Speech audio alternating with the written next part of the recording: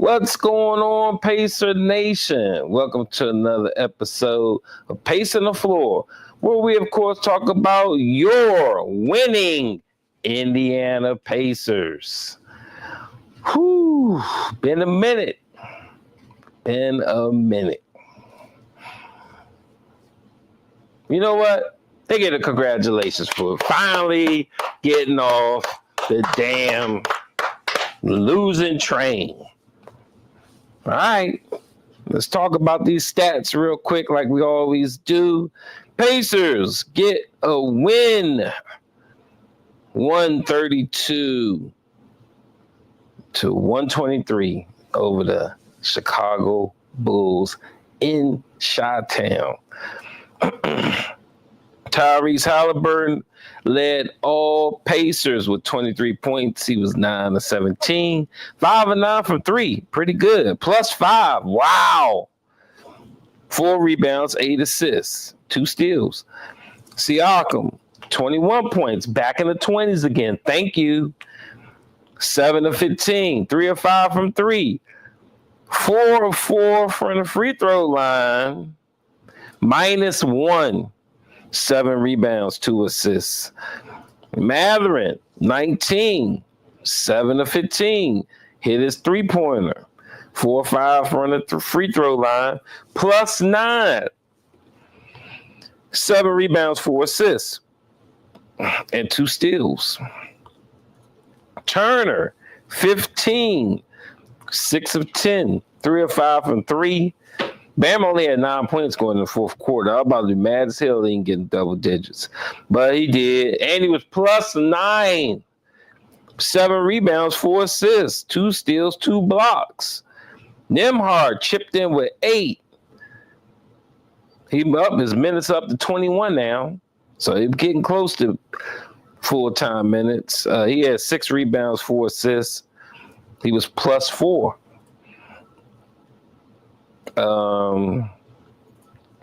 Walker chipped in with 7, +9, 5 rebounds, 4 assists. McConnell, 17 bad boys, great game, 8 of 14, hit a three-pointer. It's, I think, third of the season. Missed a free throw, +6, 5 assists. Toppin, 17, 6 of 8, 3 or 4 from 3. Hit his free throws. +0, 7 rebounds, 5 assists. Good game. And Furphy chipped in with 5.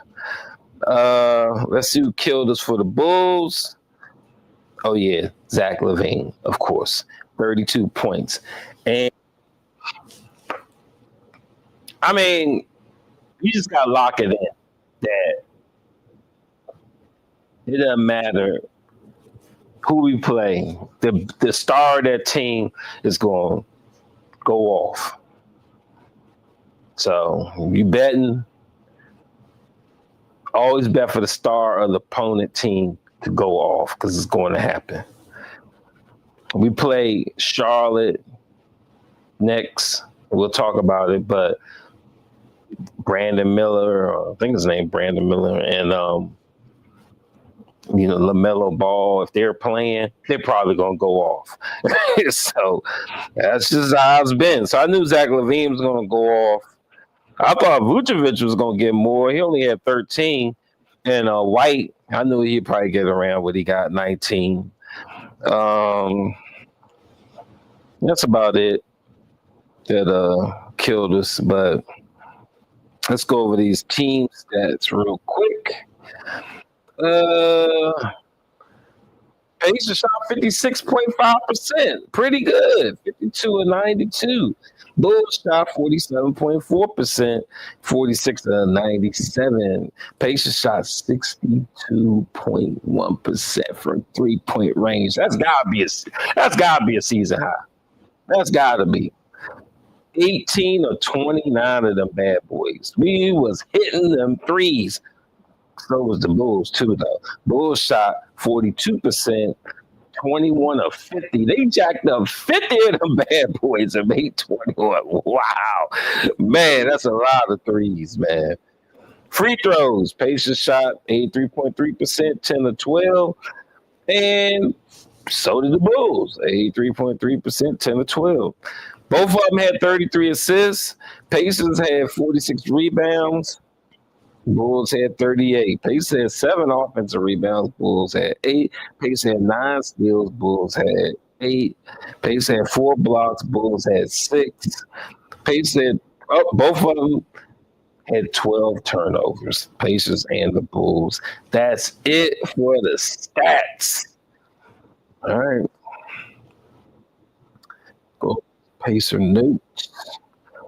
So at the beginning, I'm listening to the commentators, and they're like, the Chicago Bulls have adopted the Indiana what the Indiana Pacers did last season, as far as running and gunning and leading the league in pace, and that's what Chicago is doing this year. They copied our model on offense, and they currently lead the league in pace points or pace period for in the NBA. So I'm looking at that and I'm like, so we're gonna have a shootout. We're gonna have because Pacers love that. I'm like, this is gonna work perfect for the Pacers. I didn't know about that before the game. That's why I picked Chicago to win. But anytime somebody want to run with the Pacers, there's a good chance the Pacers are going to win because they ain't got to play conventional half-court basketball. So anyway, you can tell Halliburton, he came out, he was hot, he's feeling it. I'm like, it's going to be a good night for him. Halliburton's out here, looking confident, feeling confident, had a heat check, you got to do a heat check when you're feeling it, you know what I'm saying? He trying to go logo or something out here. But I knew he was going to end up having a decent night because he started off looking confident. And so I'm watching the first quarter and I'm like, that's crazy. This is like some all-star type game shit. It was just scoring left and right. No defense at all. It was crazy.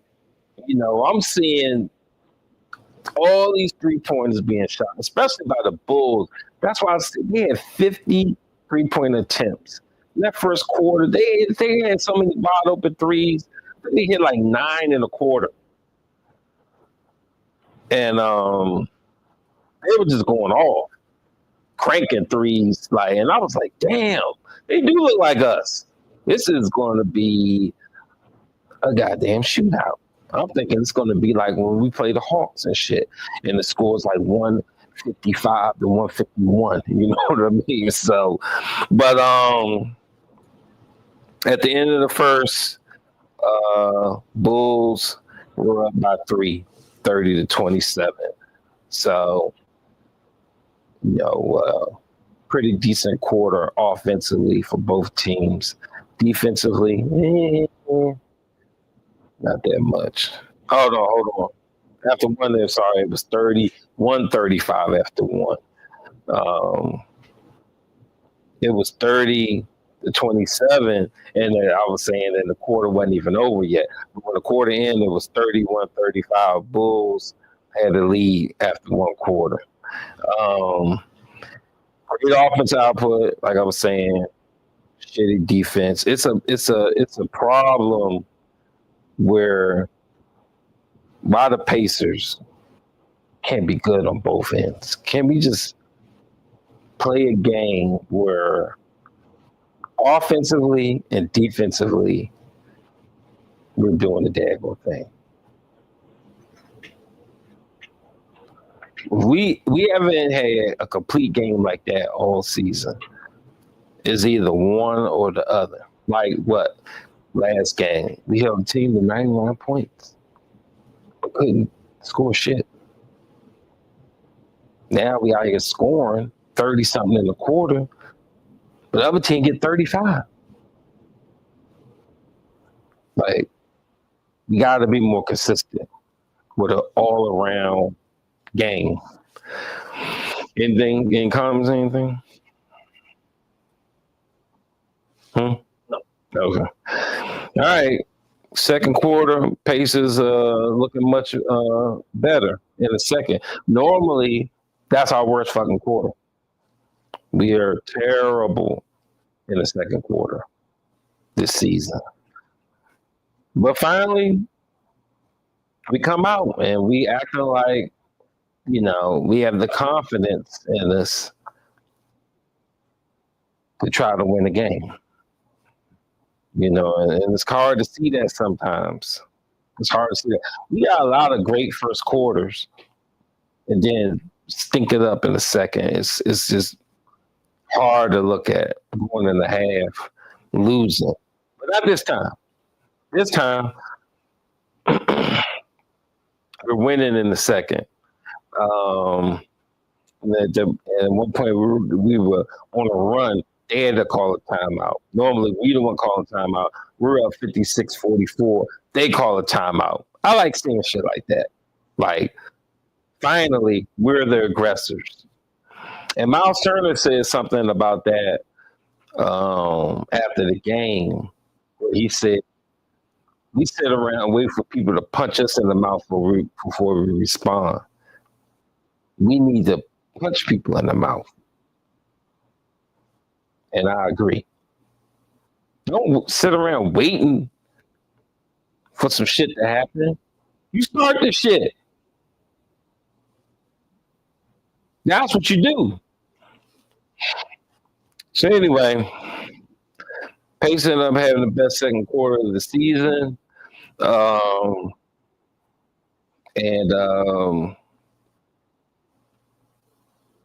can't, I'm like, I don't understand if at this point if it's the Pacers are playing good, or do the Bills really suck that bad? I mean, do the Bulls really suck that bad on defense? So I'm like, which one is it? I can't really understand. So it's funny though. I'm watching the Bulls. And they're trying to do like their copycat league. They're trying to do what the other teams are doing and running the 2-3 zone. They're terrible. They suck so bad. They look like the Pacers trying to run 2-3 zone. They were horrible at it. Horrible. You need to stick to what they were doing, and that's trying to run a gun. Because now I'm convinced they're a really bad defense. You tried to copycat what everybody else did, and it fucking didn't work because y'all are confused and lost. If you don't know how to run the zone, you're gonna get torched in the zone, and they got torched. So the Pacers end up taking a pretty good lead, leading by 13 at the half, 67-54. So I'm confident. Like, hey. Oh no! What did I do? I think I just wiped everything out. Whatever it is. Yeah. So I'm like, wait, they're confident. I'm confident. We finally had a good second quarter, going to halftime with a lead, and third quarter still looking good. Oh, any comments or anything? All right, cool. Third quarter, we still looking good. So I'm like, let's keep it going. Keep it going. And, like I said, at this point, I'm convinced that it's the Pacers taking advantage of a poor defense. And when you get a situation like that, you got to stomp on their neck. You got to do it. You have to. You have to do it. So third quarter comes to the end, and I'm like, should I post the finish them thing? Because I haven't done that in so long. Been losing so much. I haven't posted to finish them, like on what's that, Mortal Kombat, on the Twitter, going into the fourth. I said, fuck it, I'm gonna post it. Fourth quarter starts. We up by 10, 103, 93. Ooh, I hit send. I posted. Finish them. You know, while the dudes like just wobbling around, you like rip their head out of their spine like a Mortal Kombat. Before I even blink, Chicago go on a 7-0 run. Cut the lead to only 100 to 103. I'm like, don't do this shit to me. I'm like, don't do this shit to me. We always in clutch games. We never close anything in the fourth quarter. I'm like, please do not choke this game. Do not choke this game. And Pacers finally finished the game. It's been a minute. And they got the lead back up to double digits.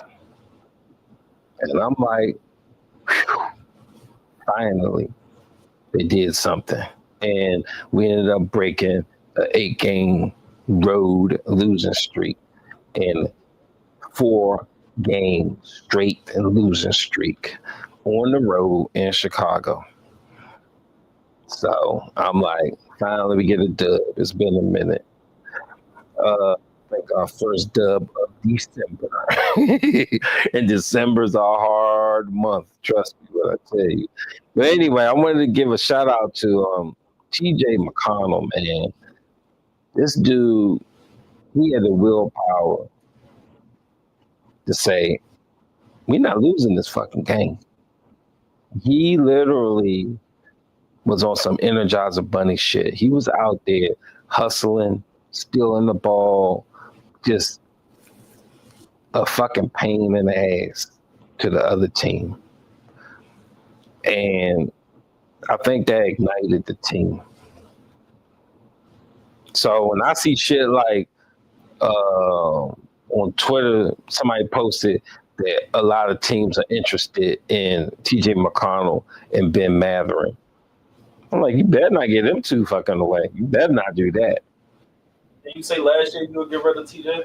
Yeah, but we need him now because you don't know what Halliburton going to do. You gotta have him. You gotta have him. And Matherin, and Nimhard is hurt. You gotta have him. He gotta be in there. Matter of fact, I said he need to be in the starting lineup. While Nimhard is healing, or if he can't play on back-to-backs or whatever, we've been putting in fucking, what's that dude? Quentin Jackson. We putting in, inserting him into the starting lineup. That's a Rick Carlisle fuck up.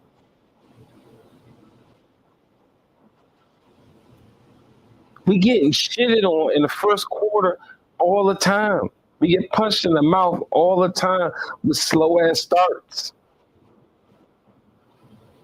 This is why you put fucking TJ McConnell in. They're harassing the shit out of Halliburton. Full court pressing his ass up the court. You can't do that shit to TJ McConnell. He do not let you do that shit. He will blow past you. He will slap your hand out of the way. He would do whatever. He's getting that ball up the court and not flustered. You put TJ McConnell in, that alleviates pressure from Halliburton. Switch him to the shooting guard where he can crank threes all fucking day. Pascal Siakam said he likes playing with TJ McConnell because he penetrates and he's quick and fast. When TJ McConnell penetrates the 2-3 zone, they don't run to him. He dumps it off to Halliburton. To Siakam. Siakam can catch the ball and do something with it. Miles Turner will fumble the fucking ball and fucking commit a turnover. Put TJ McConnell in. Let's say the next time we play a good defense, If Nimhard is hurt or not playing, put TJ McConnell in there. Not fucking Quentin Jackson.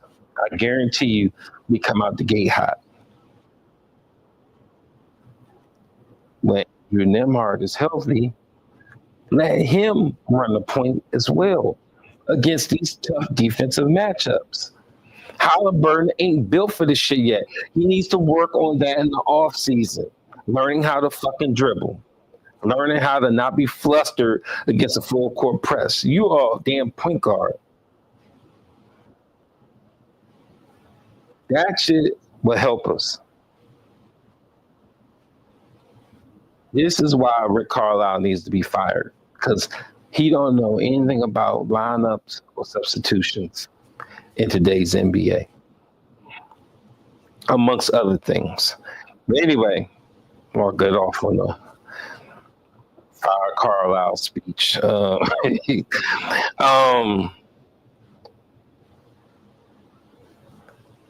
was a lot of three-point shooting, like I said, and the Pacers had an easier time playing with the Bulls because the Bulls play like them. We ain't run across a team all season that plays like us. I don't think we played the Hawks yet. Have we even played them yet? I don't think we played the Hawks yet. So, you know. And then that's why you beat teams like Boston and Dallas. People wonder, like, wow, how do we get those victories? Because they like to run. That Pacers will run with you all day. They love that shit. So, but the tough teams in the East is where we have a problem with defense, like the New Yorks and shit like that. You know, teams that want to half court you to death. We have to dictate the pace of the game if we want to win. We suck at half court, so why play it? When they go into that 2-3 zone, you just penetrate that motherfucker. Let them either have to foul you or give you a fucking layup. But all that passing on the outside perimeter shit to the fucking clock hits 5, and then you try to do some ISO shit, is the dumbest shit I ever seen in my life. We gotta change that. So watch. You seen today. Watch the game today. You see how we played. Pacers want this shit all day long. And last year, we made teams play that way. This year, they're like, fuck that. You're not doing that shit.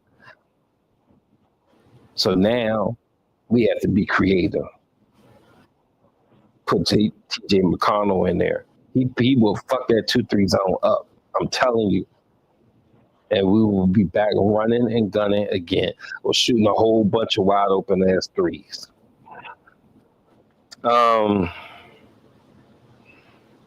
Speaking of TJ McConnell, the bench. I gotta get a shout out to the bench, man. The bench, they did their job, man. They did their job. Like, we had the best bench last year. I need that shit to come back. And with smaller rotations, man, right? We only had, I think it was 9. Oh my God, this thing's always messing up. It was 9 guys that, only 9 guys played today. I need to keep it like that. 5 starters, 4 bench guys. Walker, he had 7 points. We had a great game. I told y'all we got to give this man some minutes. He played 23 minutes. I love that shit. 3 of 6, 1 of 3 from 3, plus 9, 5 rebounds, 4 assists, no turnovers. The turnover machine had none. His passes were exact. I told you this guy's a facilitator. Don't dog him. Give him a chance. McConnell, clutch as hell, 17. Obi Toppin finally back. Obi Toppin is finally back. And you know why he's back? Because he's getting minutes by because they have to. We got two centers is gone. We got Miles, and for some reason they're like putting Top in that center. He's getting more minutes, and he's dogging the centers out because he's like Miles. He's at the 3-point line cranking 3 for 4 from three, and even Furphy is learning as a second round pick. He's coming in and giving us valuable minutes and hitting threes as well. So shout out to the bench. I like this rotation. I really don't. I mean, Quentin Jackson, he was serviceable, but I really don't want to see him. I don't want to see Newton. I don't want to see Freeman. I don't mind seeing Brown a little bit, but if this Obi Toppin thing is working against,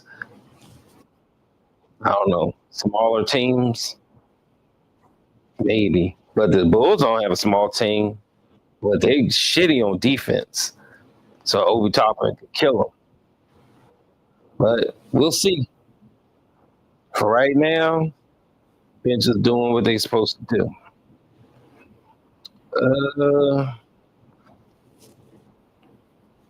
Go Twitter poll real quick. Anything going on? All right, everybody sleep.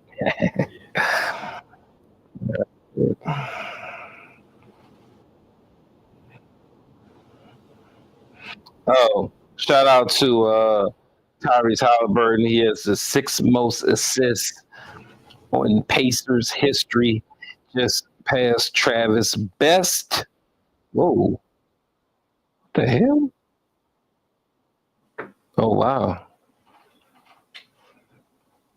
How the hell TJ McConnell ahead of him? That's crazy. Okay, how many years TJ McConnell been on our team? No, but they say TJ McConnell is number 5 and Halliburton is number 6. But congratulations for making the 6th spot, Tyrese Halliburton, in Pacers assist franchise history.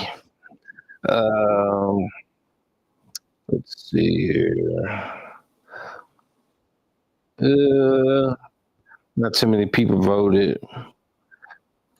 I said, will the Pacers win the next game against the Charlotte Hornets? And 71% said yes. Let me see. We got a comment here. Huh? Oh, for real? Just like the Bulls were? Hey, that's what I'm talking about. Keek Lord says scoring more than 80 points would be helpful against the Charlotte Hornets. I know that's right. Man, they better. That's another winnable game. I think didn't the Hornets beat us already this year? Yeah. And this one's at home. I think we're gonna win. I think we're gonna win. We'll talk about it real quick. But and also who gets the game ball? Had 4 contestants: Halliburton, Siakam, McConnell, and Mathurin, and it was split 50% to Halliburton and 50% to McConnell. I got a comment on that one too. From Keek Lord, he said, everyone on this list game ball now. Who's over here? He got Halliburton, Toppin, Turner, Siakam, McConnell, and Mathurin. They all had good games, man. They all had good games. So I would say that here at Pacing the Floor, we only give out. Sometimes we only give out 1 game ball, and sometimes we can make it out 2. And like one time with the deflated ball, we gave it to like the whole damn team. But today, like I said at the beginning of the podcast, One guy came out looking confident. He came out looking aggressive. He set the tone for the game and for our team. And that will be our fearless leader once again, Tyrese Halliburton. Tyrese Halliburton gets the game ball. We need more of this. We need you to be consistent. Please be consistent. Please be consistent. Consistency, please. Lord Jesus, that's what we need from you. This ain't hard to do. You got the skill. We need you to be aggressive with the twos to open up the threes. Don't chuck up 1,000 threes. That's what they want you to do. Then you start losing confidence when you're not making them. You got to penetrate. You got to get in there. You got to make some twos. Open the shit up for the threes. Anybody on the YouTube poll? What's the question? Who's the best player on our team so far this season? Halliburton, Siakam, Mathurin, or McConnell? Right. 11% Halliburton, 22% Siakam, 22% Mathurin, and 41% McConnell. Okay. All right. I like that. I wanted to gauge and see what Pacer Nation is thinking. You know, when I put that question out there, it was because I want to see who you think the best or the most important player on the team is so far this season. And I agree. I think it's TJ McConnell. I remember, what was it, last year, Rick Carlisle came up to him and told him, said, look, man, we got young talent that's bursting and we gotta get him the minutes. So you're gonna be getting less minutes. And TJ McConnell said, it is what it is. You know, it ended up not being that way. We ended up needing him a lot more than we thought we were. And the same thing goes for this year. Like, he's a very important piece. And we hope he never gets hurt or anything. And he retires as a pacer. We need him, man. We need him. All right. Anyway, next game. Charlotte.